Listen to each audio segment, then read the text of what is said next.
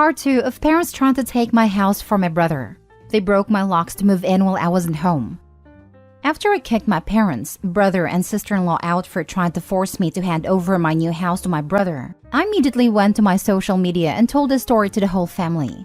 It spread pretty fast, but you won't find it now because it all got deleted some time ago and I put my own profile on private. I posted about it because I knew that the first thing my family would do when they got home is to try to twist the event to make me the villain. And I was exactly right. But I had about an hour to get started before them, and I had video evidence to back up my story about what they've done. No, I don't plan on showing the video here, so don't ask. Being preemptive worked, because I got a fair number of family members on my side right away. My parents, brother, and sister-in-law must have been all set to write their own post, but it was too late, so they didn't even bother trying to lie much. My parents, Dan, and sister-in-law had a few flying monkeys supporting them, but not much else. Plenty of others knew how entitled they already were, so what happened was something they all quickly understood and accepted. There was one person in particular that called me. I don't know who they were, but they ranted at me that I was a horrible brother, that I needed to make way for a real family man. I just ended the call and blocked the number. This didn't repeat. The week went by and my parents showed up with Dan at my front porch, just like they said they would in their prior ultimatum. They rang the doorbell like crazy and also pounded on the door until I finally answered. I opened it just a crack and they tried to shove their way in again. But I'd installed a couple of latch chains that prevented it and even braced my body against the door for good measure. My father and brother demanded I let them in, but I said I was recording everything on camera and would call the police if they tried to force their way in again. My mother calmed them down and then in her most sickly sweet tone asked me if I was ready to let my brother move in. I just told her and the rest of them to get lost and never come back. My mother put on the crocodile tears and asked me why I can't just do this for Dan, because he's my beloved brother. I laughed and then bluntly said I do not love him as a brother because he treated me like trash for years and they only encouraged him to do so. They are terrible parents and he's a terrible brother. Then told them to leave or I'd call the police ASAP. They all left surprisingly easily, apart from my mother's loud crying and the others giving me dirty looks. One could even say making them leave was suspiciously easy. I thought the whole mess was over, but I guess I should have taken them more seriously because they had other stupid plans. I came home that week on Friday evening to find a moving truck and my brother's minivan parked in my driveway.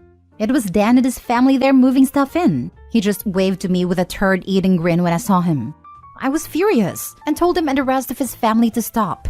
But sister-in-law smugly said to me that, like it or not, they were moving in. And then, in the most fake way while tilting her head and puckering her lips, she said that it was okay because my mommy allowed it, and I should always listen to what my mommy tells me. I seethed with rage just hearing those words and looking at her smug, witchy face. So, I locked myself in my truck to call the cops right away. When they realized what I was doing, sister-in-law started pounding on my window and yelling at me to stop, and that I can't do this to her because she and Dan need a house. And she cried, "Why can't you just do this for Dan?" I responded with, "F Dan, it's my damn house, not his." Then she threatened to key the side of my truck unless I stopped calling the police, all of which the 911 operator heard, thanks to the window being slightly open. I told sister-in-law if she damaged my truck, I'd sue her, and she was smart enough to retreat. When the police arrived, Dan and sister-in-law, along with their kids, had locked themselves in my house. I told cops what had happened as well as showing them my new driver's license that had my current address on it. Then when we went to my front door, I saw that they'd changed the lock, and the old lock was laying on the porch with the center of it drilled out, and the drill they used was laying right next to it, with a complete Harbor Freight drill bit set. Could they have been any more stupid leaving evidence out like that? I pointed out the broken lock and drill, then gave the police a rundown on all the events that happened prior.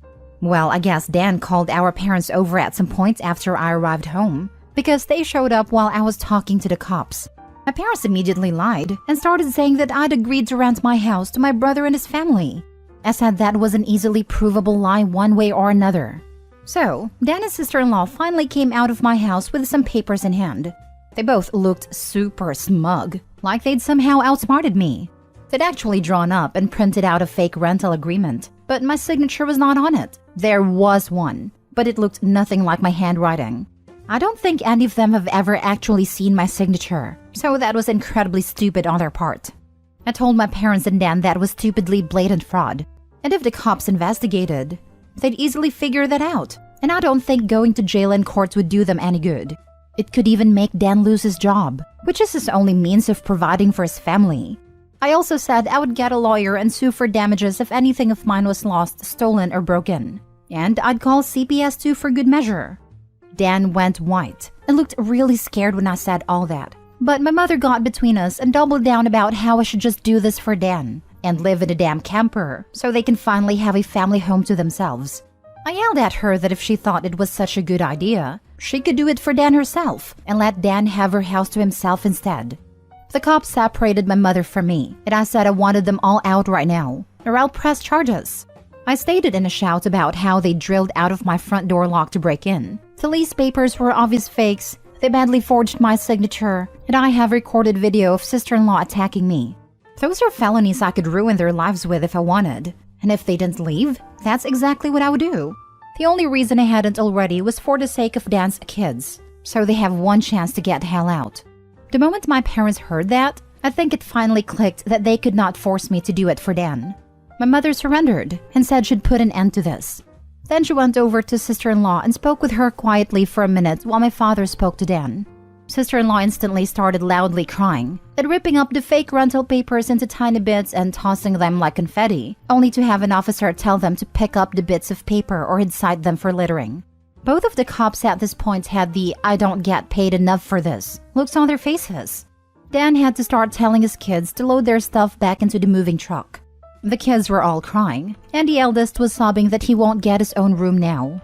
Sister-in-law and Dan gathered their kids up to try and make one last pathetic attempt to guilt me with a sad family routine. You know, where they all gather together in a sort of group hug while all facing one direction. I swear, I think they'd practiced it beforehand. All of the kids had the same pleading look with quivering mouths. Sister-in-law kept rubbing her pregnant belly and tilting her head to look like a sad puppy, and my brother just made the saddest face he possibly could and said, "Please don't do this. We need to be able to live here." But I didn't falter and told them to keep packing. All the kids and sister-in-law turned crying up to 11, and Dan yelled at me, "Are you satisfied with yourself? You've denied us a home because you're too selfish to share and help out family." I ended up laughing like a maniac and retorting that what he was trying to do was taking, not sharing. And no amount of crying will make me let his family move in, because he's no brother of mine anymore. He's just an entitled prick who thinks he can take whatever he wants from me like when we were kids. Dan started F-bombing me until the cops told him to cool it or he'd be in cuffs regardless if I wanted to press charges. He sucked in his lips and looked a mix of afraid and supremely pissed off. I asked the cops if they could stick around until my parents, brother, and sister-in-law had all left, and they said they had no intention of going anywhere until this had been resolved. In fact, in the next few minutes, 2 cops became 4, as more drove in for whatever reason. That gave my parents some extra incentive to get moving. I made Dan give me the keys to the new lock he'd put on my front door, though I got another lock the next day anyway because I didn't know if he had copies of the keys or not. He was really reluctant to hand them over.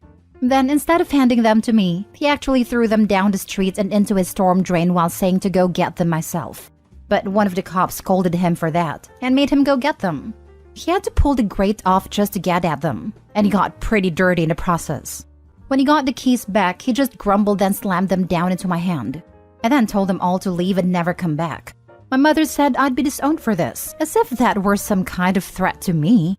And I voiced that to them. Then, in an overly sarcastically, I said something along the lines of, "Oh no, that means I won't get to come to any holidays with you guys, where I always get treated like shit by you all anyway. Because Dan has always been your obvious favorite. You all treated me so badly when I was growing up, that if Dan ever needs an organ donor, I wouldn't give him anything.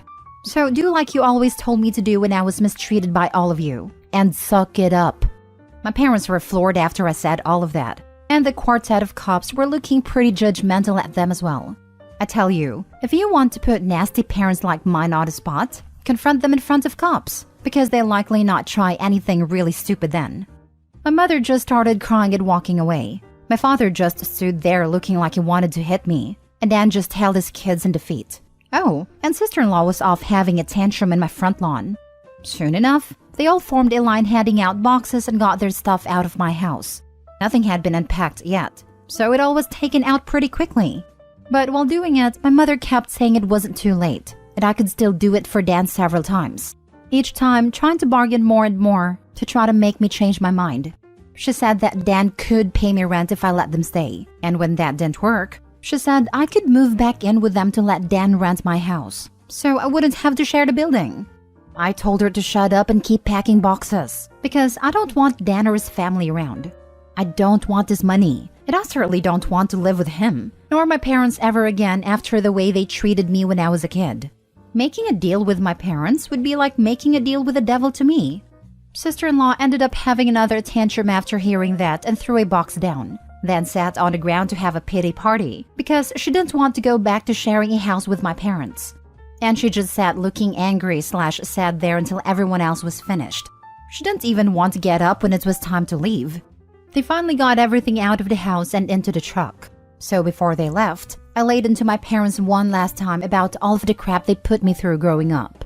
And with 4 cops being right there, they couldn't do much other than stand there and take it for once. I called them out on so many things that happened, and even pointed out how they couldn't just do something nice for me, like letting me stay over with my camper when I was homeless and trying to get back on my feet. How they let Dan and sister-in-law ridicule me and call me a bum. Well, who's the bum now? They wanted to kick me out of my own house so Dan could stay in it free of charge. Yet when I needed a place to go, they wanted to gouge me for more than I could afford just to park my camper, when they knew I was out of job. There were more extremely judgmental stares from the cops when I said all of that. So I put my parents on the spot one more time and asked them what I ever did other than being born to deserve being treated so badly. Because when I finally have a bit of success in life, they want to snatch it away from me for their favorite child, since they'd rather I give everything to Dan and leave nothing for me. I bought my house using the money that I earned. I owed them nothing, and I won't be asking anything from them ever again, because clearly I will never be anything more than a doormat or a cash cow in their eyes. I got no answers from them. They just stood there looking like fish out of water. So I continued ranting and asked them what in God's name made them think they were such good parents after all of that.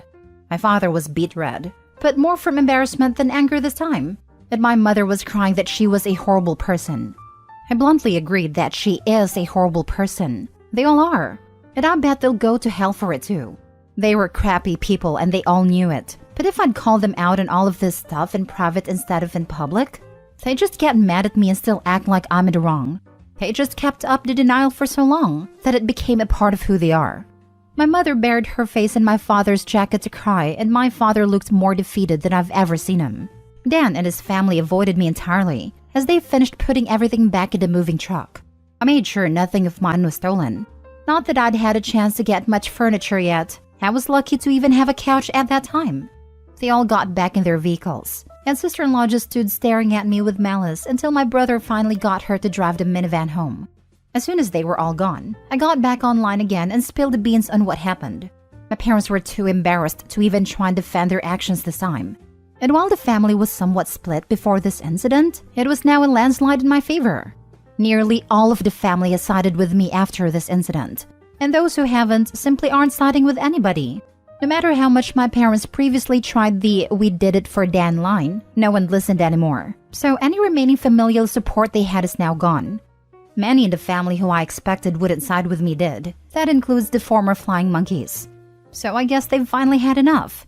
Around that time, I offered to host half the family at next Christmas Eve in my new house. My parents were not invited. I wasn't blocked in my brother and sister-in-law's profiles, surprisingly. And I saw sister-in-law had her 4th baby in early November. They are still living with my parents. I'm pretty sure they knew I was watching, because sister-in-law kept making passive-aggressive posts every couple of weeks or so about not having enough space while living with my parents, probably to see if she can still guilt me. And I'm sure it's driving my mother and father up the wall, because they aren't getting any peace and quiet in their old age with 3 rowdy, obnoxious kids, a mentally unstable sister-in-law, my golden child brother, and a newborn baby in the house all at once. Perhaps they could move into a camper in their own backyard and let Dan take over their house completely. They might get some peace then. Yeah, they could do that for Dan. Part 3. I was trying to keep things to 2 posts, but I realized while compiling everything that Part 2 was just too damn long. So, I've divided it into a Part 3. For those who commented en masse to get cameras, I will, when I can afford it. I'm still in financial recovery from buying a house last year. And as far as I know, good cameras need a decent computer to record to, and I don't have anything more than a 3-year-old laptop that runs Windows 10. Yes, I am aware of doorbell cams. That will be the first kind I get. For those who kept asking that I should have just gotten my brother and sister-in-law arrested, the only reason I didn't was because they are parents. Their kids need them. And if Dan was arrested, he'd likely lose his job. And without that, his family has no money. And sister-in-law has an only months-old baby right now. Neither of them needs to end up in jail. But you don't need jail for revenge. Police can help, yes. But I got payback without filing a police report. Would I be this merciful again? More than likely not, and they know it. I decided to wait on making an account and posting until after the new year, just in case more stuff happened. And it did. As previous readers know, my sister-in-law was making passive-aggressive posts on social media that were obviously directed at me. Especially after her sister-in-law had her 4th baby in November. She was posting the same repetitive nonsense over and over again. She just found semi-clever ways of rewarding it. But she pretty much kept regurgitating that she was tired of living with my parents. That there isn't enough space, she needs her own house, blah blah blah. I know I sound dismissive, but live through what I have with these people and you'd be ready to sarcastically play tiny violins in front of them too. They're just that bad. And since I waited until January to make an account, more happened just like I thought. I stated before that I'd invited half the family for a Christmas Eve party at my house. And everyone I invited all came, even though it was a fairly long drive of around 3 to 4 hours for them. But they wanted to come and show me their support. I was praised by them a lot for how hard I'd worked to get a house on my own, and that they were sorry for everything I'd went through. I was asked why didn't just take my camper and drive 3 hours back to them, instead of living pretty much homeless for so long. And I had to sheepishly admit that I was very attached to living around here, and I had my best employment opportunities in this area. My hometown doesn't have a lot of great job opportunities in my field, if any at all. And I wanted to make my own way as much as I could, an answer they overall accepted. We moved on to having a rather nice party, the best I'd been in years. Some relatives even brought CDs of great Christmas albums. And I have to say, the one my uncle brought of Ray Charles was my favorite. He sings Christmas songs like no one else I've heard. It was a grand and happy time. I felt like for once I could just forget my past issues and enjoy the moment. But I wouldn't be writing this if it had stayed that way. About 2 hours into the party, you know who showed up. My parents, brother and sister-in-law popped in trying to look all smiles.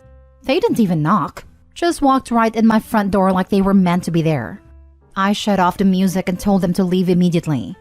They begged to stay and said they brought gifts. One of my uncles stood up and yelled at them before I got another chance to speak, and he said they don't deserve to be in my home or my life after the nonsense they tried to pull months earlier. And he was backed up by several other relatives. Mind you, this guy is my mother's brother, and he used to love her to pieces until he found out about the crap that went on between me and my parents.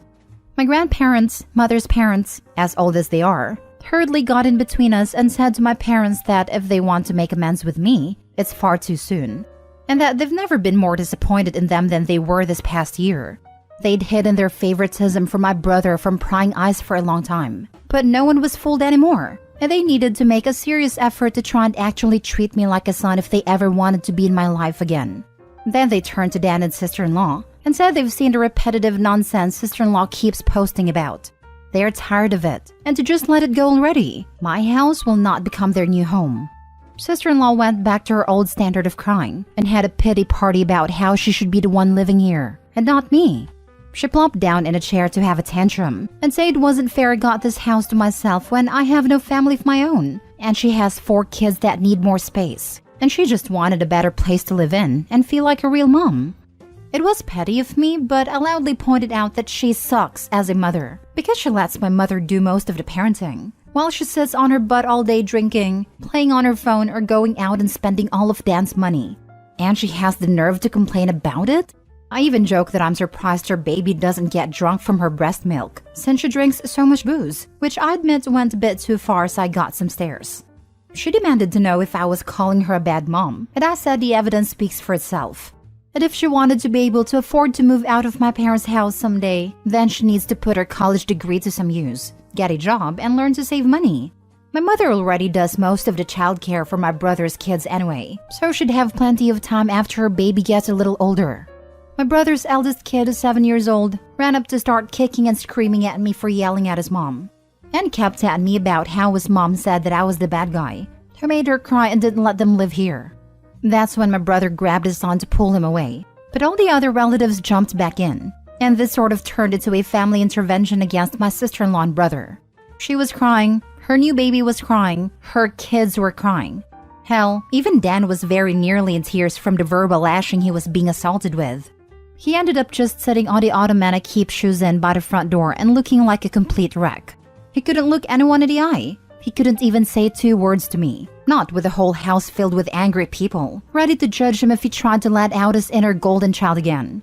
If they weren't there to get in his way, I bet this would have ended up a repeat of when he tried to order me around to try and take my house months earlier.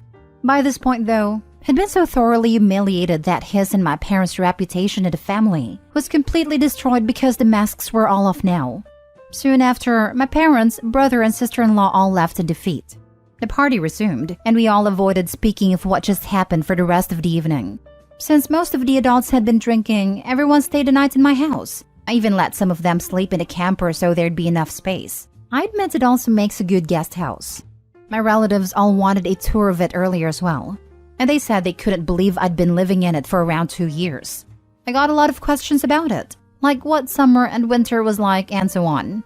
I was up earlier than everyone else Christmas morning, and had a fresh pot of coffee and some ibuprofen for those spiked eggnog hangovers a few of them had. I was complimented in being a way nicer host than my parents ever were, and we all agreed to do this again next Christmas. After Christmas, sister-in-law did finally stop making posts that were obvious digs at me, and deleted all of the old ones as well. But shortly after the new year, she more recently made a new post complaining about how she'd tried to convince my parents to get a camper like I did, so it could be set up in the backyard, so Dan and his family could use the whole house as their family home. Well, a taste of one's own medicine is never fun, because my parents turned that idea down. Vehemently, I hear. No one's gonna push them out of their own home, let alone their master bedroom.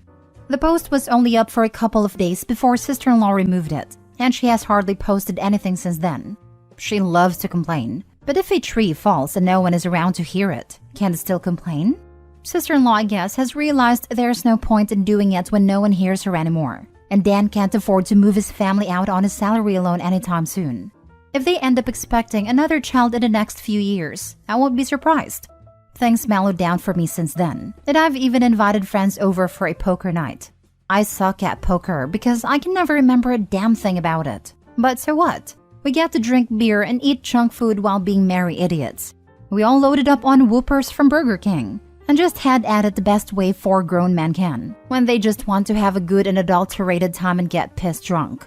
I think maybe around summer, I'll look into possibly dating someone. I'm not exactly getting younger here. Fingers crossed that goes well. My camper just sits idle in my yard now, and I admit, there were some days I went out there just to spend time in it. I did live in it for 2 years. It's like my second home. And maybe one day I'll actually get to use it for camping, like it was meant to be. I've never been camping. My parents considered it a waste of time, so it would be a completely new experience for me. This pretty much marks the end of what happened. My parents, brother, and sister-in-law have all been staying very clear of me. In fact, they seem to have gone back to acting like I don't exist, like they did before I bought a house. Not like that bothers me at all. It's better that way. But they inevitably come back in some way. I know they will. I just wonder what kind of stupid thing they'll do next. If anything notable like all this ever happens again, I'll make another post if this account is still active. God willing, this is the last you'll have to suffer with them. Agree. What I don't understand is that little brother lives in your parents' house. He's probably not paying rent, utilities, or food. So where is his money going? It is my understanding that he's been living there rent-free for at least 7 years. More than enough to save up for a nice down payment on his own house. If you ever have the unfortunate chance to meet him again, remind him of that. Tell him that if you can do it, so can he. Tell him it's time to grow the hell up and quit expecting others to support his sorry self. Good luck. The wife drinks and shops most of it away. I'm proud of you. I'm proud of your extended family. You absolutely can't pick who you were born to, but you can pick who's important and who you spend your time with. Between your extended family, your friends, and a possible future romantic relationship, I hope the rest of your days are full of joy and peace. Coming from an abusive family, I know how difficult it is to set boundaries and stand by them. You've done a phenomenal job, and you've made a phenomenal life for yourself, Opie. Mrs. Evil Spawn keeps getting pregnant, not because she loves or wants children, but in order to use the kids as spawns, doesn't she?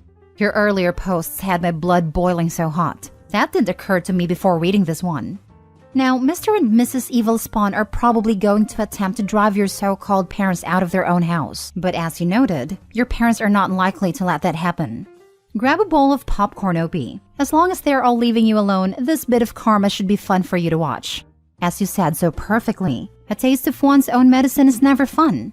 How I wish I could have seen the look on your mother's face when she realized that her own brother and her own parents were judging her guilty as charged. All four of them, your parents, brother, and sister-in-law, are now reaping what they sowed.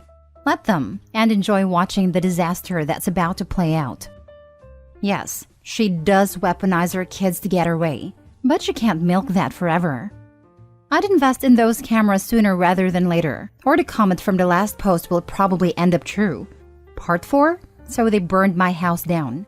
I'm proud of you for standing up for yourself and getting the evidence to back it up. Do not assume this is over or you've won. This won't stop. Even if they go a year or two before doing something, this will eat at them because they are trashy, entitled people. Keep it up. You got this and you are going to do well. Again, I'm proud of you.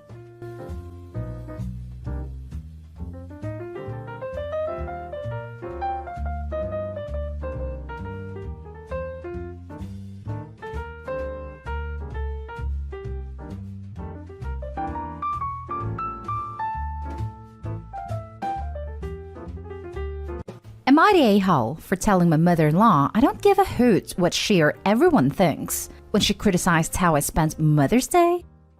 My relationship with mother-in-law has been complicated to say the least. I'm my husband's second wife. I married him when his kids were 7 and 5. His first wife died when they were 1 and 3, and her death was very hard on my husband at his oldest. I actually met him while he was still in grief counseling, and so were the kids. We built up a friendship, and later after we had dated a bit casually, we realized we had feelings for each other. It was a very rough transition. Not going to lie, the kids' maternal side were not pleased that he found someone while the kids were young, and I do believe they eventually influenced the relationship I now have with my stepchildren, who are 19 and 21 respectively. To them, I am their dad's wife. This is how they introduced me. This is how they have introduced me the whole way along. Although they didn't really introduce me the way at all as younger kids, it was more as they got older. There has always been a strain there. It's tough. It has made my relationship with my in-laws, my husband's parents and siblings, at times uncomfortable. They see it as I have been around since before they can remember, and with them not remembering their mom, I'm mom, or at least a mom type. The kids, despite my best efforts, have never embraced or truly accepted me into their lives. I think over the years they have accepted me into their dads, but it has spilled into how they see the children my husband and I have together. About 3 years ago, my stepchildren dug in their heels and refused to celebrate Mother's Day in any way with us. They always saw their maternal family, were always taken to their mom's grave, but even a dinner with me and the family was a very firm no. And after each one moved out, they just stopped talking on Mother's Day with us. This year, I took my kids to the beach for the day and had some good food and relaxed. My mother-in-law told me it was wrong to not even give my stepkids a chance to show up or call, that it looked bad. She thought I loved them and all this nonsense. She told me to think about how it must look to everybody else that I'm going off with just my bio kids and celebrating with them on Mother's Day. I told her it was my choice and I moved on. Then she brought it up again. Same response. The third time she brought it up, after my husband had even told her to leave it alone, I told her I did not give a flying cow what she or anybody else thought, and I am not going to be a glutton for punishment the rest of my life. She and the rest of my husband's family are outraged I said that to her, and told me it was uncalled for. My husband told me I could have said much worse. Am I the a-hole? Now for the top comments. Not the a-hole. If your stepkids refuse to spend Mother's Day with you, what are you supposed to do? Forget you have your own kids and skip it? Nah, that's messed up. Also, this is not your fight. Your husband needs to handle everything with his family and his late wife's family from now on if they are going to be nasty to you. It's not your fault his first wife died, and they act as though he was supposed to be single the rest of his life after his first wife died. He mostly always did handle things with his late wife's family. I did try to be nice and just try to see that I wasn't here trying to raise their daughter, slash sister, slash granddaughter, slash aunt. But yeah, I knew my place with them a long time ago. For the maternal side of the family, they expected him to wait until the kids wouldn't have another mom-like person or even another mom. At least that's how it has always come across. It wasn't the act of moving on, it was the when. So, it seems like they expected him to not move on with his life until his youngest was 18, which would have been 17 years. That is absolutely ridiculous and wholly unfair to expect of anyone. Around that length of time. Maybe if the kids had been teens and less likely to see me as anything but Dad's wife. But they definitely appeared to want him to wait until it was next to impossible for a close parental bond to form between me and the kids, or whoever and the kids. Wow. It sucks that he didn't put them in their place early on. He controlled access to the kids. He could have solved this whole thing. He did. Then they sued and won grandparents' visitation, which came with a lot of things we were unable to control. And they won even though he hadn't officially severed contact with them. Not Dayhall. The stepkids haven't expressed interest in celebrating Mother's Day with you before. Why would they now? Considering it sounds like you raised them from pretty young, I find that attitude pretty disrespectful of them assuming you weren't a bad stepmother. That's between you and them. Your mother-in-law is an a-hole though. Not only has she and her family treated you poorly for years, she intruded where she had no right and kept pressing after both you and your husband told her to stop. It was past time to put your foot down, in my opinion. I have just grown to accept that they wanted what their maternal family told them about. The mom who gave birth to them and raised them until her unfortunate passing. And over the years, they believed it would be disrespectful or maybe even dishonoring her to accept me as anything other than the woman Dad is married to. At some point, you don't need to accept it even if you don't like it. Yeah, if she had said it once and left it there, it would be much easier. But she just had to keep pushing. Now for the next story. Am I the a-hole for accepting a Mother's Day gift from my stepkids? Plus little update. My husband and his ex divorced after husband's ex came out as a trans man. They have 2 kids together who were 7 and 9 at the time. Husband and I married when they were 10 and 12. We now have 2 children together as well who were 3 and 4. Stepkids are now 15 and 18. They have had a rough haul with husband's ex and came to live with us soon after we got married. Ex has been clear the kids are not to call him mom, so they now call him by his first name. He has also been in a series of relationships that have been hard for the kids. I have never asked or expected that they call me mom or see me as a maternal figure. However, this past Mother's Day, they asked if they could join us at dinner and had bought me a gift, a very lovely locket that says mother on it. Well, X just learned about this and called me very angry. He says I am trying to displace him in his children's lives and that I should return the locket. I find the whole thing confusing as he has made it clear on multiple occasions he doesn't want to be their mother. I really don't want to do that as I think it would hurt the kids. So am I the a-hole for accepting the mother locket from my stepkids? Not the a-hole. That is such a lovely thing for them to do. You're not replacing him as a parent, but you are providing the mom role they clearly miss having with him.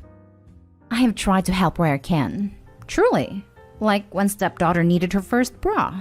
I knew that would be hard for X, and I also knew husband would have zero clue. So I took her shopping. Stuff like that. Girls need a female figure in their life to help with stuff like periods and bras. It's great that she feels comfortable with you. Not the a-hole, but I don't think it's got anything to do with their transparent. They're old enough and you've been part of their lives long enough that they can decide who they view as a mother figure. I'd say the same if their birther was still identifying as female. Exactly. Not the a-hole. They bought that for you because you were a mother figure to them. The ex seems to be jealous or insecure about it, but you shouldn't return it because of him. The kids will think that you don't want to be their mother. Not today, Hall. Sounds like the ex has lots of personal issues to deal with that they don't need to project onto you. You have been there for the kids. They've lived with you and you aren't erasing their bio mom. Update. First, thank you so much for all your kind words and encouragement. It really does mean a lot because I'm trying out here. So I called X because that's who I am. I started the conversation by letting X know that stepkids are amazing and smart and funny and headed to a lot of success. And X can take a lot of credit for that. X was absolutely their primary caregiver from birth until late elementary school. Those are important years and those are hard years. I am parenting 2 young children now and it is tough. And I am doing it without having to struggle with/against my own identity at the same time. I think X did an amazing thing for nearly a decade. And whatever happened or happens after that doesn't erase X's influence and hard work. I also acknowledged to X that, as the parent of young children, I totally know that if in 10 years my kids are estranged from me, even if I have done something that justifies it, I would feel hurt and angry. It is easy to feel someone owes you if you change their diaper and wipes their noses consistently for years. And I got a laugh here, so that's good. I also told X I would be keeping the locket. Not to hurt X or displace X, but because I love the kids that we, for better or for worse, share now. I also told X I want X to be more open with husband and I about what we can do to support X's relationship with these young adults. But that support can't be at the expense of the kids' happiness, safety, or health. X wasn't necessarily happy with this answer, but seemed to understand better too. He said that he will always feel like I took over his life, but he thinks we can be civil. That is his right to think, and I hope that we can be more civil going forward. Oh, and since Mother's Day, stepdaughter has been calling me Mama D. I haven't stopped her, and if I am honest, it makes me rather happy. Next story is titled, Am I the a-hole for going to a Mother's Day lunch when I'm child-free?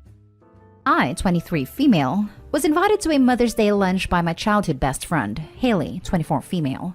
Haley is hosting and paying for the lunch. Her kid is Dee Dee, 3 female. I was confused since I have been openly child-free since I was 15. I felt weird intruding on a celebration that had nothing to do with me. I thought it was to babysit, but she said that wasn't the reason. For context, her devout family cut her off due to her pregnancy. So I was the only person there to help her with doctor appointments, errands, cleaning, etc. When Dee Dee was born, I helped with anything she needed until she got her bearings. She doesn't need much help now, but I am still very involved. Haley texted, When I think of having and raising Dee Dee, you always come to mind. You were always there, and if it weren't for you, I might have really messed up. I want you to be there. Mother's Day has always brought up very comfortable or unwanted comments towards me, so I stay out of the way. To have Haley include me in such a personal way meant a lot. I love Dee Dee and was so honored. Skip to the lunch date last Saturday. Sitting at the table was Haley, 2 co-workers of hers, Dee Dee's nanny of 2 years, and me. A little into lunch, Haley said that her gym buddy was asking to join since her sitter canceled, so her plans fell through. We all said no problem. Gina shows up with her kid in tow and lunch starts up again. While we're talking, coworker 1 shows a gift she got from one of her kids, which sparks a conversation about fulfilling things their kids do. I commented at their stories, but didn't have my own, so I let them talk. Everyone at the table was aware I didn't have kids / was child-free, except for Gina. I didn't figure it would be noticeable if I was contributing to the conversation. I just loved being part of it and seeing the point of view of mothers. Gina must have noticed I hadn't added anything, so she asked me about my kids, and said she noticed I was left out. I told her I don't have any kids to talk about, but she got wide-eyed and apologized for bringing up painful stuff. I quickly corrected her and said it wasn't anything painful. I was just child-free. She got quiet, and after a minute, asked Haley to head to the bathroom with her. They came back looking pissed, and when I texted Haley asking what's wrong, she said nothing. Eventually, Gina, angrily, asked why I was even here if I wasn't a mom. I explained Haley invited me, But Gina just shook her head and said it didn't matter. It was insulting that I was even here when I didn't respect and avoided motherhood. It got heated after Gina said a few more hurtful things to Haley and I, and she was told to leave. Once lunch was over, Haley started crying in the car because she'd been looking forward to this lunch for 2 weeks. I feel terrible. I knew how much this meant to her, and I didn't think my child-free stance would come off as hating motherhood. I really don't. I just don't want to be a mother myself. Should I just not accept this invite in the first place? Now for the top comments. Gina sounds absolutely awful. You did nothing wrong, not even in the slightest. Gina's an awful person not to be seen ever again. You should plan something special for Haley, since her very generous and lovely Mother's Day plans were ruined by no fault of yours or hers. She didn't deserve that. And you don't deserve to be attacked for your life choices, because there's nothing wrong with being child-free. Not Dayhall. Right? Imagine coming in, eating free food, then attacking someone on the basis of what they do with their own uterus. Even my cats are more polite than that while being fed. Not Dayhall. You were invited by Haley and she knew that you were child-free. Maybe if you had misrepresented your family or something you would be at fault. But Haley invited you specifically because she felt that you were very close and had taken on an important role in her life that, to me at least, seems like almost a godmother to her child. Also, there's absolutely nothing wrong with not wanting kids. It's a personal choice that is no one else's business, and you never have to explain it to anyone. You seem like an amazing person and friend, and Haley is very lucky to have you. Thank you so much. Reddit is amazing. Not Dayhall. That lady is weird and had no right to dictate who your friend invited. She was a guest and acted ridiculous. I'm glad your friend stood up for you. Now for the last story. Am I the a-hole for telling my daughter that she doesn't have to forgive my wife? My 35 female daughter Amelia, female 12, has ulcerative colitis and her body has a talent for building antibodies against medicines. She's had UC for 2 years now and hasn't been able to stay on medicine for longer than 6 months. She built antibodies against the medicine she was on and is in a bad flare, so we've been in the hospital since Monday. Monday to Wednesday, my wife Jessica, 36 female, and I were both at the hospital and only left for food/clothes and never left her alone at the hospital. Being at the hospital alone terrifies her. Then on Thursday, Jessica didn't come after work because she was tired. We got into an argument about it, but she swore she'd be here yesterday. Amelia was scheduled to get an NG tube and PICC line yesterday and was scared and asked for both of us to be here. When she was FaceTiming Jessica, she promised Amelia that she'd be here in time. Then yesterday, when it was time to get the PICC line, Jessica still wasn't at the hospital. I checked Life 360 and saw that she was still at home. Amelia cried the entire time because her mom wasn't there. Then a few hours later, it was time for the NG tube. Jessica was still at home. Amelia sobbed and begged us to wait because she wanted her mom. She cried and fought so much that they had to wait until this morning to do it. I called Jessica last night after Amelia was in bed, argued again, and I told her to be here this morning. This morning they sedated Amelia and started to get everything ready for the NG tube, and Jessica was still at home. They ended up having to restrain Amelia because she was fighting so much. Jessica finally showed up 4 hours after the NG tube when Amelia was asleep. When Amelia woke up and saw Jessica there, she immediately told her to get out. Jessica left and came back a few hours later with bags of gifts for Amelia. She was again told to leave. Jessica asked if there was anything she could do to make her feel better, and Amelia said she'd feel better if she left her alone. I talked to Amelia and told her that it's understandable that she's mad at Jessica and that she doesn't have to forgive her right away. She needs time to work through her feelings, and that's completely fine. Jessica texted her and asked what she could do to get her to forgive her, and Amelia texted her back and said, "Mommy said I don't have to forgive you." Now Jessica's mad that I'm not trying to convince Amelia to forgive her. Not Dayhall. You did a great job not invalidating your daughter's feelings. What's up with your wife though? She forgot, and thinks that she can buy her daughter's forgiveness rather than acknowledge she messed up, and her daughter's hurt feelings are valid. I think she's having a really hard time coping with seeing her daughter so sick, going through painful procedures, has gone into avoidance mode and couldn't bring herself to walk out the door to go to the hospital. It happens. Everyone gets so focused on the sick child that they fail to look after each other or give themselves self-care, and sometimes people just break. Opie needs to sit down with her wife and get her to talk about how she's actually feeling, just in case this is what is happening.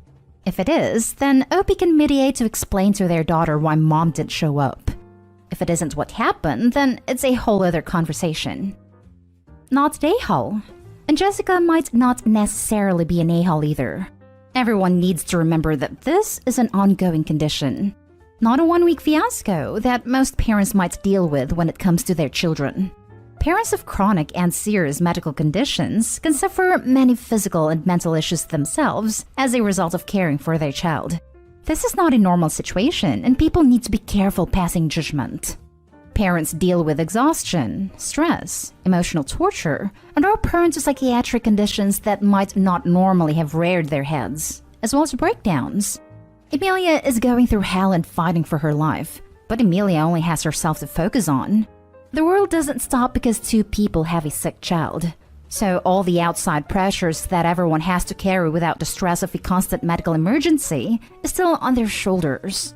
Opie's a very strong person and is handling this situation amazingly, but not everyone can be that strong. I know this isn't the place for suggestions, but if I was in this situation, I too would be furious, but I would demand my spouse to see a medical doctor, as well as a professional that can help with any psychological issues that are starting to burst through the seams. Info. What was Jessica doing at home? Why did she say she would be there but not show up until it was over? Yesterday, her excuse was that she forgot, and today it was that seeing people vomit makes her nauseous. Amelia throws up a lot after getting an NG tube.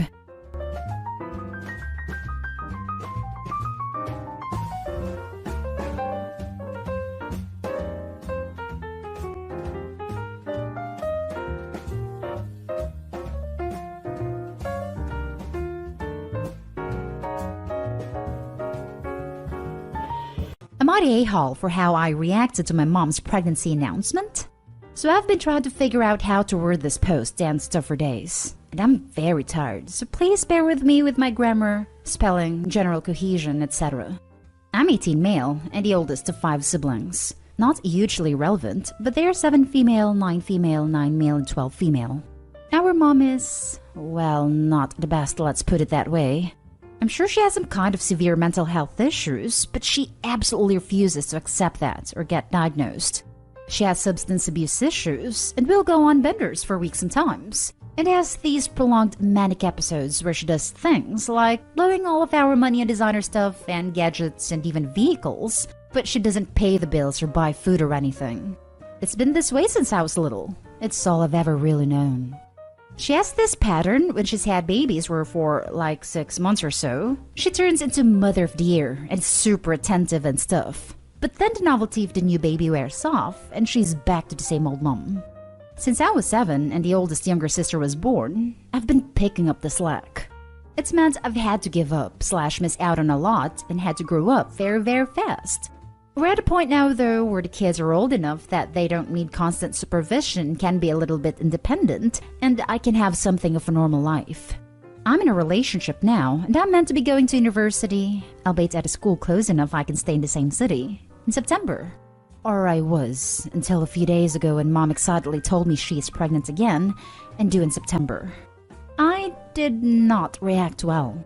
At first I asked if she was joking, and when I realized she wasn't, I got kind of angry.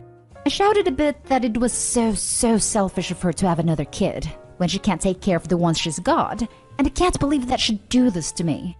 I'm now not going to be able to move out for uni because I can't in good faith leave a newborn alone in that situation. I'm also going to have to give up any semblance of a social life I have, and I'm basically back to square one. I raised my voice and ended up crying. She got upset with me, said I spoiled what should be a good thing, and said I was being a selfish a-hole who's making it all about me. I've been ruminating on it, and I don't know. Maybe she's right. Maybe I did kind of overreact. Am I the a-hole for getting upset? Now for the top comments. The burden of raising these kids has been on you. So it seems natural that you would make her pregnancy announcement about you. If you let it happen, then you will be the one raising this kid. On that note, move out for university, develop a life, and report your mom to Children's Services. You may think you can do a good job taking care of all these kids, but you are basically a kid yourself. And you didn't make the irresponsible decision to have kids you don't want to raise. Yes, addiction is hard and she needs help. But she's not getting that if you keep cleaning up her messes.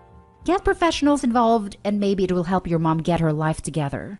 Worst case scenario, you get your education and develop a life.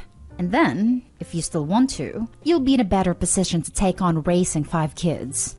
Right now, you aren't any better for them than your mom is, because you don't have the education, /finances, /social support needed. Not an a-hole for your reaction, though your mom is certainly making poor choices. You would be an a-hole if you sacrificed your life to something that really doesn't help anyone by giving up your future. This is a hard situation. I hope it works out for the best for you and your siblings. This, OP. Do not put your life on hold to fix your mother's mistakes. All that's going to do is burn you out and make you resentful. Go live your life. I recommend trying to set some boundaries with your mother ahead of time. Tell her, if you feel safe doing so, that she can have her baby but you won't be doing the bulk of the care. And if she demands to know why, tell her the truth. You've taken care of enough of her babies. It's time she stepped up. Good luck, OP. You needed to have called CPS many times before now. And you'll need to call CPS if she goes on another one of her benders again.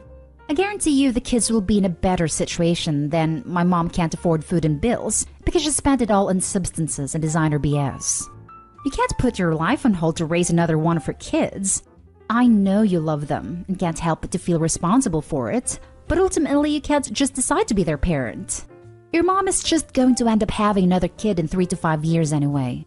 Go to university and call CPS if anything happens. Not the a-hole. I was in foster care when I was the twins' age, and without getting too into it, I had an incredibly traumatic experience. I'm terrified of it happening to any of the kids. I'm sorry you experienced trauma, but what exactly do you think your siblings are experiencing with food insecurity and no stability in the home, being raised by a brother who is frustrated and doesn't have the support to genuinely help them? That is also traumatic. They could have a better outcome in foster care. Many do. Not an a-hole. And yes, you can move out and go to university. This is your only chance to escape. Call social services so they put care plans in place for your siblings. 1. You deserve to go to university. 2. If you don't, you will hinder your future chances. And in turn, you may be able to look out for your siblings / encourage them to go to uni as their get-out plans when they're older. 3. You're not a nanny, but you're essentially enabling your mom by giving her what she wants. If it makes you feel better, when I left my parents, my mother actually did to an extent step up and parent their little ones. She could always do it. She just used me because I was there and would step in while she didn't step up. Now for the next story. Am I the a-hole for not going to my mom's birthday after learning her husband got rid of my cat? My mom remarried when I, 29 male, was 14. My sister and brother were 12 and 9. From the beginning, none of us liked Ben and didn't consider him our stepdad. It was obvious he didn't like us either. He literally divided our fridge between stuff that was ours and what was his. Separate milk, cereal, eggs, sodas, etc. Everything he paid for weren't allowed to touch, even if it was the same brand. It was weird, but whatever our mom bought us what we needed. Ben was super controlling too. Always told us our friends weren't allowed in his house. He's the one who moved in with us. Even if my mom said it's okay. We weren't allowed to sit on his couches, so always sat on the living room floor. Expected us to be silent in the house 24/7, never let us go outside, etc. I was a stubborn little guy, so I butted heads with him the most while my mom played mediator between us.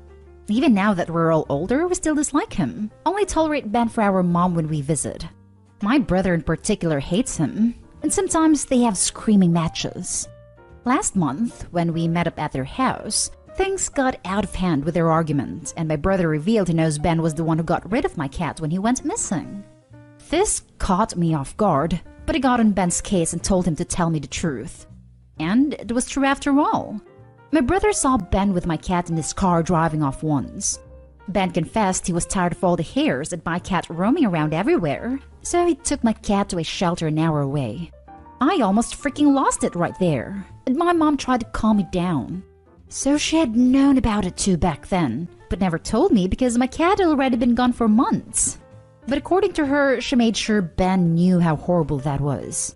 Then I took off and told them I'm not speaking to them anymore, and she shouldn't expect me at her birthday, which was a few days ago. My heart was pounding and I cried a little in my car. I felt like I lost my cat all over again. I had spent months looking for him, and all that time he was at a shelter. Who knows if he was even adopted because he was an older cat. My brother's the only one who apologized for never telling me and for bringing it up like that. Everyone else is telling me to let it go already because Ben made that mistake years ago. They said my mom was extremely hurt that I didn't show up to her birthday, so this was very mature of me to be angry over something done a long time ago. I spoke to her and she apologized for what happened back then, but it didn't make it right for me to shut them out on an important day. So she also feels I was in the wrong for refusing to go on every birthday I've been there, and it means a lot to have all her kids there celebrating. I'm caught in the middle, still feeling emotionally raw over this whole thing, and not really sure if I was an a-hole for not going. Give me a break. Ben made a mistake? Ben was a selfish a-hole time and time again, and your mom enabled this man to treat her kids horribly for years. You have every right to be furious with both of them. And correct me if I'm wrong, but I sure don't see Ben apologizing anywhere in this story. Not the a-hole at all. I also don't see where the mom attempted to get the cat back. I mean, sure, she let her husband know he did a bad thing, but oops, I guess can't go to the shelter and get it back. I also don't see her ever standing up for her kids beyond being a mediator, which is apparently a normal and okay thing for her to do, and not question why she brought someone into her life that makes that role a necessity. Not an a-hole. I'm pretty sure Opie is better off without either of them. I said this in another comment, but I'm amazed any of these kids even speak to her. She was basically an accomplice to this mistreatment for nearly a decade in the case of the younger kids. I'd never speak to my family again if they let someone treat me that way. She was an abuser as well. Neglect is mistreatment, and she clearly neglected her children. Not an a-hole. She made it clear she has chosen Ben over her children, so she can celebrate with him. If she wanted her kids to be happy and visit, she should have dumped the weirdo who refused her kids food. Not an a-hole. You don't have to speak to either of them ever again, if you don't want to. That's freaking horrible. I get that birthday gatherings mean a lot to you, Mom, but you know what meant a lot to me? My cat. What he did was despicable, and you covered it up. That makes you complicit. I'm absolutely entitled to shut him out of my life forever. Should have done it long ago. And if you're adjacent to him, that's unfortunate. You're gonna have to forgive me if I can't get over what he and you did.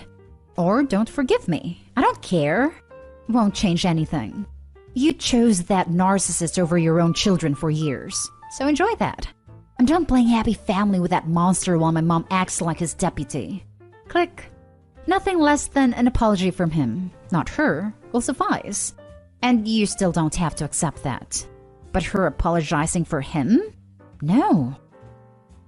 Next story. Am I the a-hole for screaming at my whole family because they didn't invite me? I, 25 female, had a big argument a few weeks ago when I visited them. Before I start, I should mention that I am autistic, but I have a normal job, a fiancé, and a pretty normal life. That was a bit different as a kid because I had a few more difficulties with loud noises, groups of people, foods and stuff, and some social rules/interactions. But I almost never had major meltdowns in front of others. There were maybe 2 to 3 accidents, but which kid is perfect? So the whole incident started when I was at my parents' house, where my parents, 54 male and 50 female, and 2 of my siblings, 29 female and 21 female, my brother, 19 male, and I both moved out at 18 but visited often. We all sat at dinner, and my brother started talking about how nice it was in Paris a few years ago, and that he misses those trips because of the pandemic. I froze for a moment, because I never had a family trip for the last 20 years, not even stuff like an amusement park or zoo visit, because my parents let me believe we don't have enough money. The most fun I got was when I was for a few weekends, sometimes weeks, with my grandparents in another city. It hit me pretty hard, and I exactly know the reason why I was there always alone. I asked my whole family if my assumption was true, and that they had family vacations without me and still excluding me. After a long pause, my dad said yes, and I could not hold my tears back. I felt so alone and went into the guest room to cry. After an hour of crying and thinking about all of that, I asked my parents why they did that, and my mom said she couldn't bear my meltdowns and couldn't deal with them at vacations, and was so sorry I found out that way. My dad just sat there, and the only thing he had to add was, "You need to understand that we wanted to feel like a normal family at least at our vacations." At that moment, I screamed at my parents that they should have given me up on adoption if they hated me so much. Until now, I got a message from my mom that says, that's exactly what I meant. You can't control yourself, and that I should stop ignoring her calls. Pretty nasty messages from my sisters I don't want to repeat. The R slur is used, and a big apology from my brother, who told me I missed over 50 big and small vacations, that he is sorry what happens, and that he didn't told me before. So my question is, am I the a-hole for ignoring my family besides my brother? My mom didn't really apologize in my opinion. I just feel still sad and betrayed. Now for the top comments. Not the a-hole. Dear Lord, this is ableist as hell. We wanted to feel like a normal family? Excuse you for being born autistic. Info though, where were you when these vacations happened? 50 trips is a lot. I was at my grandparents' almost every second weekend, in a camp for autistics, basically applied behavioral analysis therapy all summer long, and hated it. And after I moved out, they didn't have to worry. I have routines, and will ask 2 weeks before if they have time. The reason we always left you behind was because you'd ruin our good time. I have nothing to say, but I'm sorry. You are completely entitled to how you feel.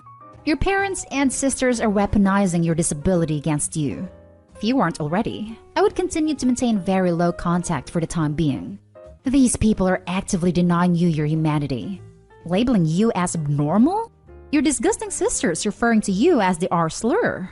There is no excuse for that. Not one. Once it's safe to travel, book yourself a trip somewhere. Text a picture of you boarding the plane and say, "You were right, Mom." Catch flights, not feelings. Thank you. That's a great idea. Not the a-hole. Honestly, what kind of parents can do that to their child? I'm gonna suggest start calling your parents by their first name, if you ever talk to them again, because they clearly don't deserve to be called Mom and Dad. That is a great idea because it's what I feel, but I don't think that would be socially acceptable. Not the a-hole. They are horrible parents. What they did was so ableist and cruel to a child. That's exactly what I meant. You can't control yourself. And they want to guilt you for something that they did? Yeah, I don't think so. You deserve a proper apology. And you wouldn't be wrong if you wanted to go no contact with them. Last story is titled, Am I the a-hole for staying the night at my dad's? Some backstory. I am a 21-year-old female and I don't like kids. I usually give them the chance to gain my liking, but I haven't changed my mind yet. So, some time ago, my mom and I lost our home due to a natural disaster. We lived in a rented house for about a year or so, but we decided to rebuild our house. Well, about 1 month ago we moved back to our old house. I told my mom that I would get a job so I could help her get the new stuff for our new house and all that stuff. Also, she is a retired preschool teacher, so she loves kids. To help too, she decided to start babysitting. Well, this is where it all goes downhill. Once settled in our new house, she decided to start babysitting here. At first it was all nice, but as the time went on, these kids wouldn't leave me alone. Like really. I would take a shower, they would knock on my door to ask me what I was doing, and they also waited for me to get out. While doing college online, due to COVID, at a proctorized exam, they would knock on my window, start shouting or even enter my room to ask me what I was doing. Also, one of the kids I remember was petting my dog so harshly that she started howling in pain. 10-year-old Cocker Spaniel. So I decided to talk to my mom and told her that when they came by, I would stay in my room so they wouldn't bother me, and I would bother her to tell them not to pet my dog, as it was obvious that she was in pain. Well, yesterday, as always, they came by and I stayed in my room. When all of a sudden my door opens and the kids storm into my room. I tell them, "Hey, aren't you supposed to be with your mother?" They tell me that she's on the phone. Then they start grabbing one of my figurines. I have a collection of crystal figurines. So I rush to them, and all of a sudden some nail polish that I had on my bed falls, breaks, and stains my bed sheets, my dresser, the floor, and it even got on me. In the moment, all I could say was, "Go back to Mom so I can clean this mess." When I clean everything, I tell my mom I'm staying at my dad's, so I can go to the store and get some new bed sheets. About 2 hours later, she texts me and tells me that I'm such an a-hole for not treating the kids well. One is 5 and the other one is 8. And that I am mean to them, and that I should like the kids, and that I was disrespectful to her by leaving for the night. Am I the a-hole? Not the a-hole. My mother also did an in-home daycare once upon a time. It's hectic and frustrating if there are no boundaries. You aren't getting paid to watch these kids, so it is not your responsibility to like them or be involved with them in any way. Yes, if anybody's an a-hole, it's your mom for not setting any boundaries with a dear sweet devil spawn. I mean children. Seriously, not an a-hole. My mom is an early childhood educator, and when I was around 7 years old, she started doing home daycare. With 3 kids of her own, it was easier/cheaper than working at a daycare outside home and paying to have her kids watched. And our bedrooms were completely off limits to the daycare kids unless we invite them in. Obviously, this was pre-pandemic, by like 2 decades. But if I had homework or a project, or needed to focus or even just wanted to read a book quietly and be left alone, my mom would demand that I be nice or play with the kids. This was her job, but in my home. Not the a-hole. Lock your door. Buy door locks. I use a doorstep wedge when I can't get a lock. Not the a-hole. If your mom can't do the job adequately, she shouldn't be doing it. And she clearly isn't, because these kids aren't being supervised properly.